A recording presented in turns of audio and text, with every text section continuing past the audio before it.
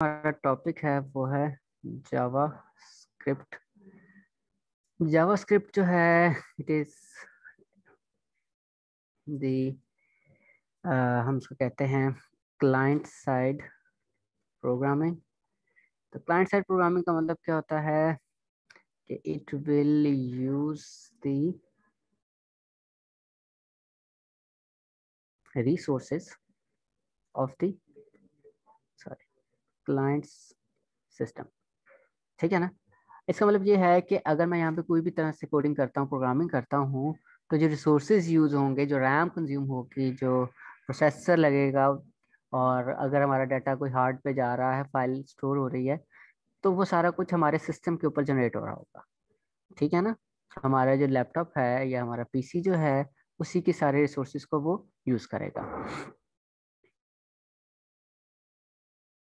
अब इसके लिए हमारे पास क्या होता है, it's code must be written in the script tag. एक चीज बड़ी इंपॉर्टेंट है कि जब भी हम जावास्क्रिप्ट की कोडिंग आप करेंगे, तो आपने क्या करना है, आपने एक स्क्रिप्ट का टैग लिखना है। स्टार्टिंग और एंडिंग दोनों होगा, उसके दरमियान में हमने इसका कोड करना है। ठीक है। ओके, क्लाइंट साइड प्रोग्रामिंग जो है उसमें हमारे पास क्या होता है कि हमारा जो प्रोग्राम है, जो प्रोग्राम चलेगा, उसमें अगर लूप लग रहे हैं, कोई भी प्रोसेसिंग हो रही है, तो वो आपकी रैम यूज हो रही है। ठीक है ना। जो क्लाइंट इसको यूज कर रहा है उसकी हो रही है। सर्वर साइड पे क्या होता है कि सर्वर के सोर्सेज को यूज किया जाता है। ठीक है ना। उसके लिए हम आगे जाके पीएचपी वगैरह को देखेंगे। अभी के लिए हमारे पास जावास्क्रिप्ट है जो कि हमारे लैपटॉप के रिसोर्सेज को यूटिलाइज करेगी। अच्छा जी, उसके बाद हमारे पास आ गया कोड जो है वो हमने स्क्रिप्ट के टैग में लिखना है। और तीसरी चीज ये है कि ये जो होती है हमारे पास लूजली टाइप्ड लैंग्वेजेस में से होती है। अब लूजली टाइप लैंग्वेजेस ऐसी लैंग्वेजेस हैं in which data type doesn't have that much importance. इसमें हम बार बार डाटा टाइप का जिक्र नहीं करेंगे, बहुत कम डाटा टाइप का जिक्र होगा। तो इस वजह से ये कंपैरेटिवली आसान है। आप लोगों ने अब तक जितनी भी लैंग्वेज देखी, नॉर्मली जो सी प्लस प्लस थी या जावा थी, उसमें हम क्या कर रहे थे, हम बार बार पहले डाटा टाइप बताते थे, फिर वेरिएबल का नाम देते थे, और इस तरह से। इसमें इस तरह से नहीं होगा। ठीक है ना। तो ये जो है it is very much easy easier, ऐसे वेरी मच के बाद easier नहीं आता, easy to understand and learn। अच्छा जी, अब हम एग्जांपल लेते हैं। हमारे पास अब हमने प्रिंट करना है, प्रिंटिंग माई नहीं, लेट्स सपोज सबसे पहला काम हमने क्या किया, यहाँ पे मैं लिखा स्क्रिप्ट। स्क्रिप्ट का टैग यहाँ पे हमने क्लोज कर दिया, और इसको मैं उठा के ले जाता हूँ यहाँ पे। अब हम इस सारे को रिमूव कर देते हैं। यहाँ पे मैंने सिंपली एक स्क्रिप्ट का टैग लिख दिया, और फिर यहाँ पे आ गया डॉक्यूमेंट डॉट राइट, और इसमें मैं जो भी लिखूंगा वो चीज़ एज इट इज प्रिंट हो जाएगी। लेट्स सपोज मैंने लिखा असवद सुहेल, और मैंने इसको सेव कर दिया। ठीक है। अब मैं इसके ऊपर डबल क्लिक करता हूँ, और इसको हम ब्रेव से चलाते हैं, तो ये देखिए यहाँ पे क्या लिखा हुआ है, असवद सुहेल लिखा हुआ है। तो अगर आपने कोई, ऑब्वियस बात है, ये तो स्ट्रिंग था, अगर आपने कोई और वैल्यू प्रिंट करवानी है, ठीक है, तो सॉरी, इसको कॉपी कर लेते हैं।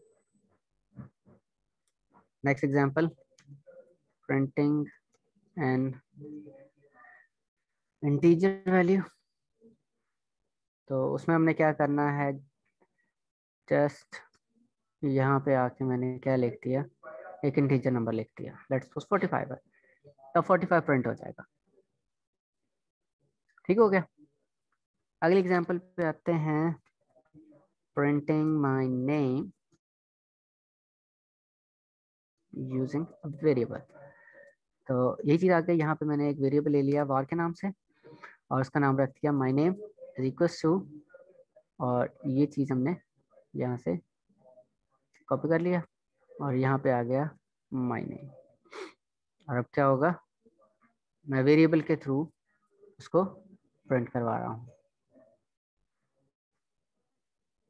अगर मैं इसको रिफ्रेश करता हूँ आउटपुट जो है वो सेम ही रहेगी। ठीक हो गया।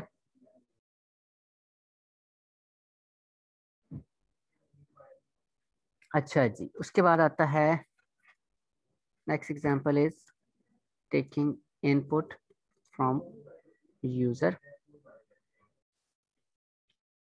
तो अब जो है वो यहाँ पे हमारे पास क्या आ जाएगा, प्रॉम्प्ट का फंक्शन है मेरे पास, सॉरी, और यहाँ पे मैं मैसेज दे दूंगा कि एंटर योर नेम, और यहाँ पे अब क्या होगा कि जो भी नाम दिया जाएगा हम उसको साथ में प्रिंट करवा लेंगे। तो हम आते हैं यहाँ पे, अब मैंने रिफ्रेश किया, इसने मुझसे पूछा नेम और यहाँ पे मैंने लिख दिया, लेट्स सपोज मैं लिख सकता हूँ सुहेब। मैंने ओके दबाया और यहाँ पे सुहेब आ गया। ठीक है ना। अच्छा जी, उसके बाद हमने क्या करना है, नेक्स्ट एग्जांपल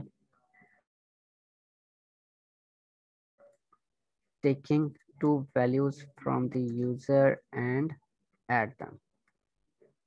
तो मैंने यहाँ पे लिख लिया नंबर 1, प्रॉम्प्ट आ गया एंटर नंबर,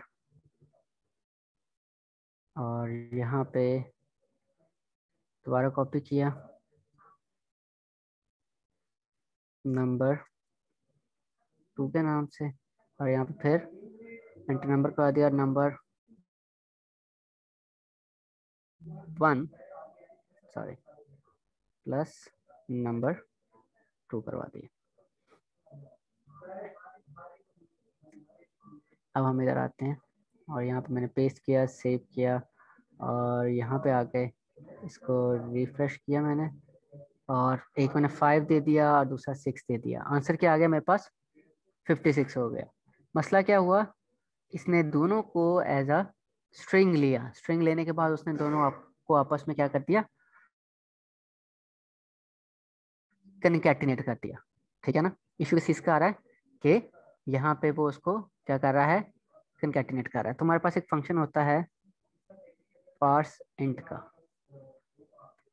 पार्स इंट क्या करता है, जो आपकी वैल्यू है उसको इंटीजर में कन्वर्ट कर देता है।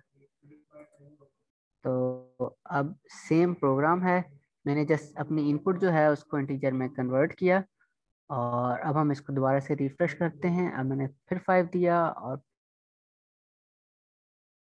फिर से 6 दिया, मेरे पास आंसर क्या आ रहा है, 11 आ रहा है। ठीक है ना।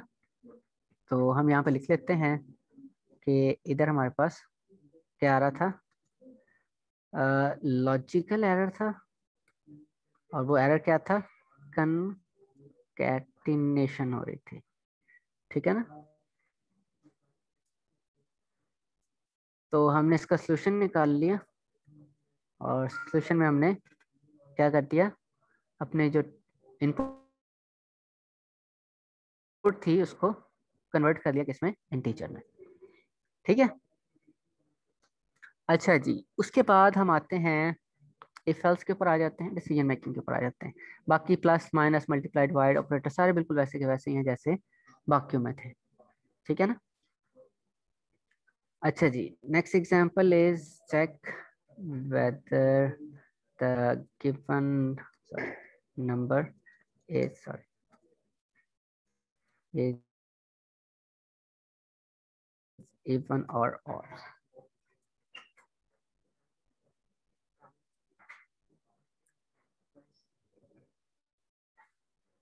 अच्छा जी, तो अब एक नंबर है हमारे पास और हमें इसको चेक करना है कि वो इवन है कि ऑड है। तो यहाँ पे मैंने इसकी कंडीशन लगा ली, इधर आ गया नंबर, फिर हमने उसको मॉड लिया 2 से, और अगर वो इक्वल इक्वल टू 0 आ जाता है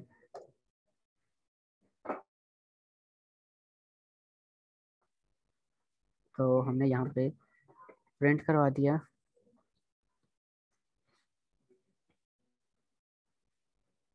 नंबर इज इवन, और एल्स पे हमने प्रिंट करवा दिया कि नंबर इज ऑड। तो अब इसको कॉपी किया, इसको एग्जीक्यूट करके देखते हैं।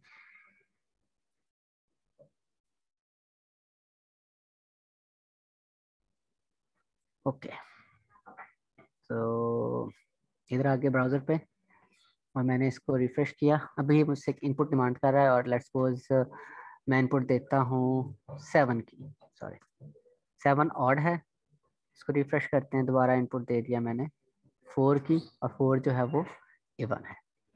ठीक है ना, ये वही चीज़ें हैं जैसे आप पहले करते आ रहे हैं, इसमें कोई नई चीज़ नहीं है। ठीक है, अब हम आते हैं, नेक्स्ट एग्जांपल लेते हैं। स्विच की लेनी है, स्विच की ले लेते हैं। स्विच में हम आ जाते हैं कि कैलकुलेटर की।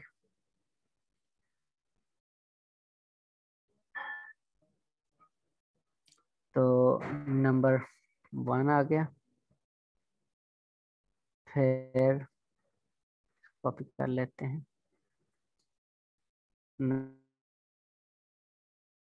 नंबर 2 आ गया, और दरमियान में हम एक ऑपरेटर भी ले लेते हैं। ऑपरेटर, और यहाँ पे हम बता देते हैं हम किस ऑपरेटर की बात कर रहे हैं, प्लस माइनस मल्टीप्लाई और डिवाइड की बात कर रहे हैं। ठीक है, और इसको ऑब्वियसली हम जो है वो इंटीजर में कन्वर्ट तो नहीं ना करेंगे, क्योंकि ये हमारे पास क्या है, एक स्ट्रिंग आ रही है, और यहाँ पे मैंने इसका नाम ऑपरेटर रख लिया। ओके जी, अब यहाँ पे क्या होगा हमारे पास, यहाँ पे अब स्विच स्टेटमेंट लग जाएगी, और स्विच के अंदर हमने क्या दे दिया, ऑपरेटर दे दिया। ऑपरेटर में आ जाते हैं, ऑपरेटर के अंदर हमारे पास फिर आगे फर्दर हमारे पास केसेस आ गए, और पहला केस आ गया प्लस का, और अगर प्लस है तब हमें पता है कि हमें सम करना है, वन डॉट राइट। तो यहाँ पे आ गया डबल कोट्स में सम कॉलन, और यहाँ पे प्लस आएगा मेरे ख्याल से स्ट्रिंग कनकैटिनेट करने के लिए, इनके ऊपर हमने देखा था कि प्लस से वो उसको क्या कर रहा था, कनकैटिनेट कर रहा था। और यहाँ पे हमने क्या किया, नंबर 1 प्लस नंबर 2 कर दिया। ओके जी, अब हम इसको कॉपी कर लेते हैं, प्लस के लिए है, फिर माइनस मल्टीप्लाई और डिवाइड के लिए आ जाएगा, और इधर हमारे पास माइनस आ गया, और यहाँ पे हमारे पास डिफरेंस आ गया, और इधर हम मल्टीप्लाई कर देते हैं, मल्टीप्लाई से हमें प्रोडक्ट मिलता है, और यहाँ पे मैंने क्या कर दिया, मल्टीप्लाई कर दिया, एंड यहाँ पे डिवाइड का साइन आया, और डिवाइड का जो आंसर होता है वो रेशो होती है, और वो यहाँ पे हमने लिख दिया। अच्छा जी, अब हम इसको चलाते हैं। ये बहुत बेसिक और सिंपल कैलकुलेटर है हमारे पास। तो मैंने यहाँ पेस्ट किया, सेव किया, और अब हम इधर आ जाते हैं। दोबारा से मैंने पेज को रिफ्रेश किया, फर्स्ट नंबर मैंने दिया लेट्स पोस्ट 25, फिर ऑपरेटर आ गया -70, तो डिफरेंस में हमारे पास आंसर 8 आ गया। ठीक है ना, इस तरह से बाकी भी चल रहे होंगे, आपको एक आध और चला के दिखा देता हूँ मैं। 5 फिर मल्टीप्लाई बाय 9, so 5 9 जार 45 आंसर आ गया मेरे पास।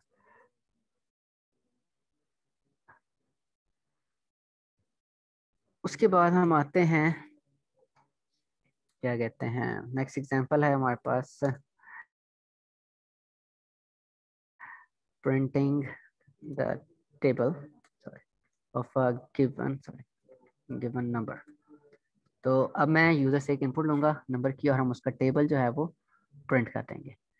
ठीक है, तो एक नंबर की इनपुट चाहिए तो हम इस वाले को कॉपी कर लेते हैं और यहाँ पे ले आया। तो फॉर लूप आ गया मेरे पास और यहाँ पे मैंने ले लिया एक वेरिएबल मल्टीप्लायर का, उसको हमने 1 से स्टार्ट किया और multiplier should be less than equals to 10, फिर मल्टीप्लायर प्लस इक्वल्स टू 1 और यहाँ पे फिर हमने क्या कर दिया डॉक्यूमेंट डॉट राइट पे आ गए और यहाँ पे आके मैंने सबसे पहले लिखा नंबर, फिर प्लस, फिर आ गया मेरे पास यहाँ पे मल्टीप्लाई का साइन आ गया और फिर आ गया मेरे पास मल्टीप्लायर आ गया और उसके बाद फिर इक्वल्स टू आ गया और फिर हमने क्या करना है नंबर को मल्टीप्लाई करना है मल्टीप्लायर के साथ और लास्ट थिंग हमने लाइन को एंड करना है, तो उसके लिए मेरे पास लाइन ब्रेकर आ गया। BR stands for line breaker in HTML। तो ये काम ऐसे हो जाएगा। अच्छा जी, हम यहाँ पे आते हैं और इसको मैंने सेव किया और यहाँ पे आते हैं, यहाँ से मैंने इसको रिफ्रेश किया और 7 लिखा और 7 का यहाँ पे पूरा टेबल जो है वो प्रिंट हो गया। अगर मैं यहाँ से इस BR को हटा देता हूँ तब क्या होगा, मैं दिखा देता हूँ।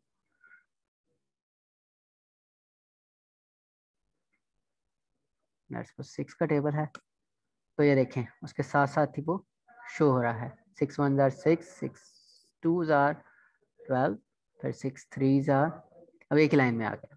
राइट, हम ये नहीं चाह रहे थे, इस वजह से हमने क्या किया था BR को यूज किया था लाइन को ब्रेक करने के लिए। ओके जी, उसके बाद नेक्स्ट एग्जांपल हम लेते हैं checking whether the given number is prime or not। ठीक है ना, सबसे पॉपुलर एग्जांपल है और अक्सर पूछ भी जाती हैं।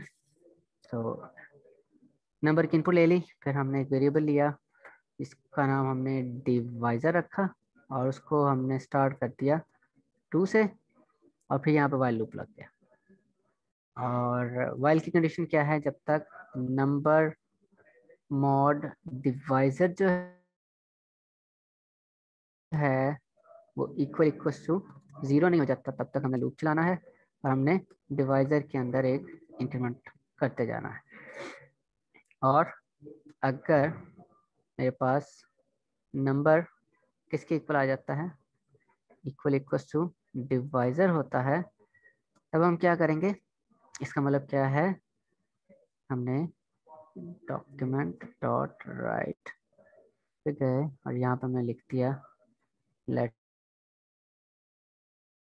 सपोज मेरे पास जो नंबर है इज प्राइम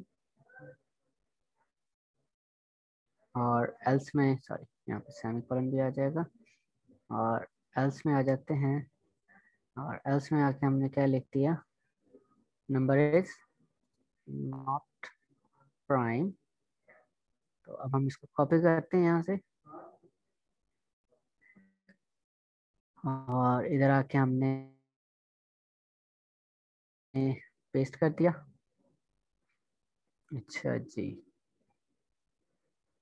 इसको रिफ्रेश करते हैं और यहाँ पे आ गया मेरे पास let's suppose 45 is not prime और उसके बाद मैंने 17 दिया और 17 जो है वो तो प्राइम है ना। हमने कहाँ पे मिस्टेक की है,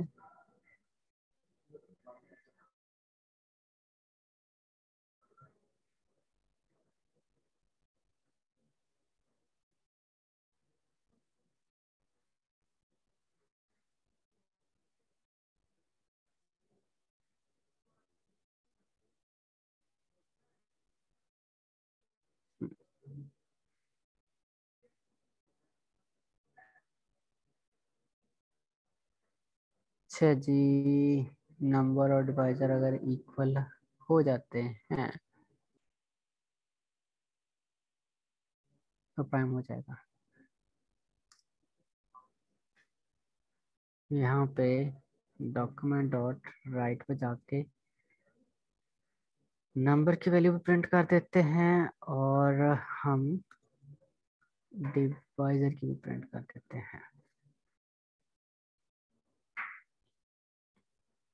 इनके दरमियान फिर से स्पेस चेक करने के लिए कि एक्चुअली हो क्या रहा है।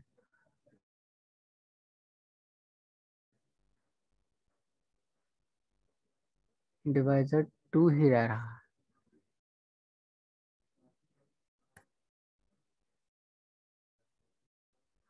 ओ हाँ सॉरी, कंडीशन मैंने उल्टी दे दी है। यहाँ पे मैं लिखना था इज नॉट इक्वल टू, जब तक वो इक्वल नहीं हो जाता तब तक हमने इसको चलाना था। अब ठीक है, 7 इज प्राइम और उसके बाद हमारे पास आ जाता है 15 इज नॉट प्राइम और फिर हम 17 पे चेक कर लेते हैं, 17 इज प्राइम। ओके हो गया। अब इस लाइन की जरूरत नहीं है, तो मेन मसला सिर्फ नॉट लगाना था यहाँ पे, वो मैंने मिस कर दिया था, सॉरी फॉर दैट। ठीक है। अच्छा, उसके अलावा एक और चीज़ है कि एक और एग्जांपल लेते हैं एक पॉइंट क्लियर करने के लिए। इसमें आएगा counting the number of digits in a number given number. तो एक टेम्प ले लिया मैंने, टेम्प को इक्वल टू नंबर कर दिया और फिर मैंने एक काउंटर ले लिया और उसकी वैल्यू इनिशियली 0 कर दी। और यहाँ पे मैंने कहा कि जब तक जो है वो temp is not equal to, sorry, 0 नहीं हो जाता तब तक हमने क्या करना है, काउंटर में इंक्रीमेंट करना है और temp is equal to temp divide by 10। जब हम इस तरह से करेंगे तो एक्चुअली होगा क्या कि यहाँ पे डेसिमल वैल्यूज जनरेट होना शुरू हो जाएंगी और वो 0 पॉइंट समथिंग समथिंग समथिंग होगा, वो कभी भी 0 के इक्वल नहीं होगा। और एक पॉइंट पे आके वो काफी सारे नंबर काउंट करने के बाद हमें बता देगा कि एक्चुअली टोटल जो नंबर ऑफ डिजिट्स हैं वो इतने हैं, जो कि गलत आंसर होगा। तो आपको दिखा देता हूँ।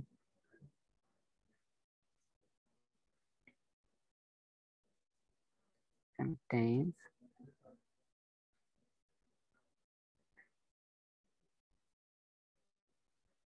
Number of digits. अच्छा जी, अगर मैं इसको चलाता हूँ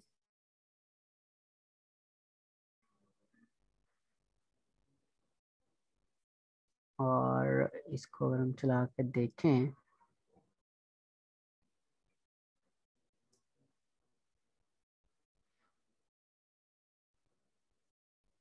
सॉरी,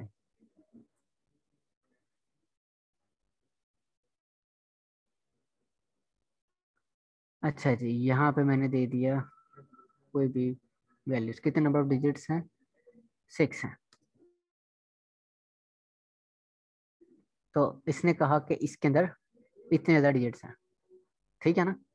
अब गलती क्या हो रही है यहाँ पे, अगर हम इसका हल देखें तो यहाँ पे हम आपको दिखाते हैं डॉक्यूमेंट डॉट राइट और यहाँ पे हम टेम्प की वैल्यू को प्रिंट करवा देते हैं। ठीक है। अच्छा जी, अब हम इसको चला के देखते हैं। यहाँ पे वही इस तरह का 6 डिजिट नंबर आ गया। अब ये देखें, ये पॉइंट्स में चल रहा है और ये फिर नेगेटिव में ई की पावर में चलता जा रहा है, चलता जा रहा है, चलता जा रहा है और इतने टाइम्स वो चला है टोटली एक्चुअली लूप, और उसने एंड पे जाके जब उसको कुछ नहीं मिल रहा, उसने इसको अंडरफ्लो होने की वजह से ये 0 हो गया। उसके बाद जाके हमारा लूप जो है वो टर्मिनेट हो गया। अब इसका हल क्या है, हल बहुत सिंपल है।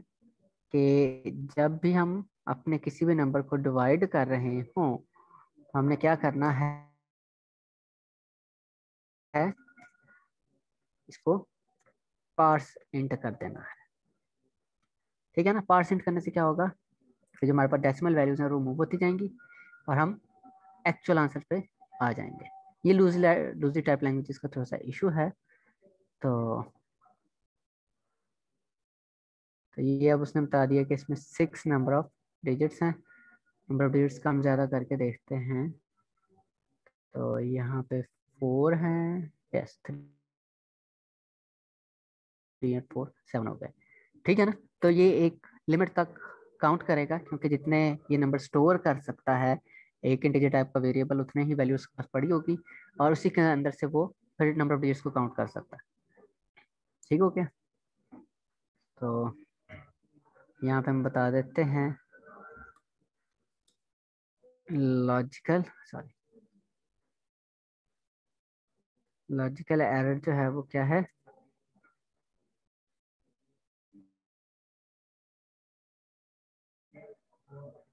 Counting until the variable underflow. ठीक है ना। अंडरफ्लो का मतलब ये होता है कि जब तक वो मिनिमम वैल्यू इतनी आ जाए कि उसके बाद और कोई से छोटी वैल्यू उसमें स्टोर ना हो सके तो वो अंडरफ्लो हो जाता है। तो इसका सोल्यूशन जो है फिर हमारे पास आ चुका है, वो % वाला है। ठीक है ना। उसके बाद बात करते हैं हम अरे की। तो अरे को बल्कि हम बाद में देखेंगे कल, क्योंकि मैं चाहता हूँ कि हम उसकी इनपुट जो है वो इनपुट फील्ड वगैरह से लें, तो हम उसको कल देखेंगे। अभी हम फंक्शंस को देखते हैं। तो हम जो है ये ऊपर वाली प्रॉब्लम इसी का फंक्शन बना लेते हैं। Function of counting number of digits. तो हमने इसको कॉपी पेस्ट किया और यहाँ पे मैंने लिखा फंक्शन काउंट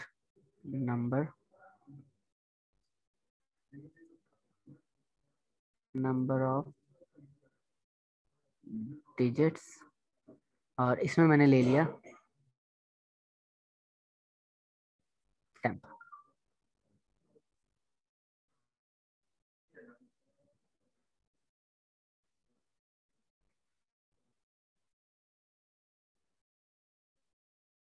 और यहाँ पे आ गया और फिर हमने रिटर्न कर दिया काउंटर को। और यहाँ पे फिर हमने काउंटर की जगह क्या लिखना है, काउंट नंबर ऑफ डिजिट्स और उसमें मैंने नंबर भेज दिया। नंबर की इनपुट पहले लें बाद में लें कोई फर्क नहीं पड़ता। तो इसको भी मैं आपको चला के दिखा देता हूँ। आउटपुट जो है बिल्कुल वैसी की वैसी रहेगी। अब काम जो है वो लेकिन फंक्शंस के थ्रू हो रहा है।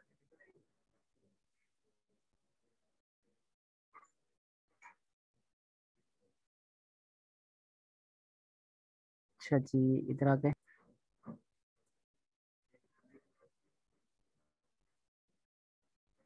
ये 4 हैं और ये 5 हैं, तो टोटल नंबर डिजिट्स 9 है। ठीक है। तो हमने आज जो है वो देखा कि बेसिकली हम किस तरह से इफ एल्स को, स्विच को और डिफरेंट ऑपरेटर्स को यूज़ करेंगे यहाँ पे जावास्क्रिप्ट में। ठीक है ना। बिल्कुल वैसा ही है तरीकेकार, बिल्कुल आप देख सकते हैं वैसा ही है, लेकिन वेरिएबल नेम से पहले आपने वो नहीं लिखना, क्या कहते हैं, उसका टाइप नहीं लिखनी। ठीक है ना। एक और एग्जांपल करवा देता हूँ मैं आपको। प्रिंटिंग टेबल ऐसा फंक्शन जिसमें हमने कुछ रिटर्न नहीं करना, तो हम ऊपर वाला कोड ही उठा लेते हैं। ये रहा हमारे पास।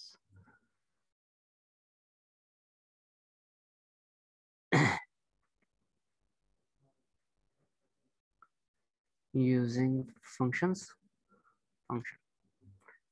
तो यहाँ पे आ गए, हमने यहाँ पे फंक्शन बना लिया प्रिंट टेबल, और यहाँ पे नंबर आ गया और इसको हमने उठाया।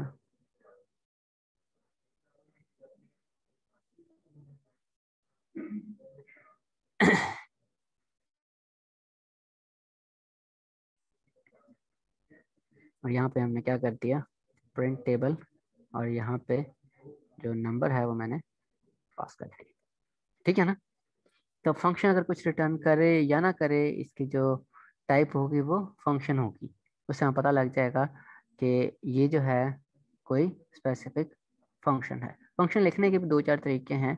आप इस तरह से भी लिख सकते हैं, और आप इवन के